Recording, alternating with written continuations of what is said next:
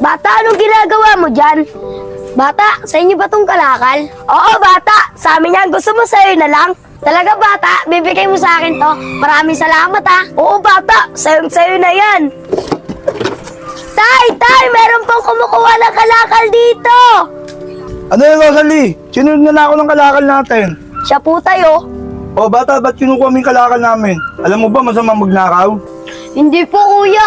Hindi po ako nagnanakaw, kuya. Sabi po ng anak nyo, akin na lang po yung kalakal nyo. Kaya ako po kinukuha. Uy, bata, wala akong sinasabing ka na. Diba, Kylie? Oo nga, Rosalie. O nakita mo na bata, nangunguha ka na ng kalakal namin tapos ginagawa mo pa sinungaling to ko.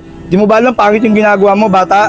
Oy bata, gusto mo dali kita sa barangay? Kumukuha ka ng mga kalakal nandito, hindi ka nagpapaalam. Kuya, huwag niyo po ako dali sa barangay. Hindi naman po talaga ako magnanakaw eh. Sabi po talaga yun ng anak niyo. Opo, Kuya Agustin, totoo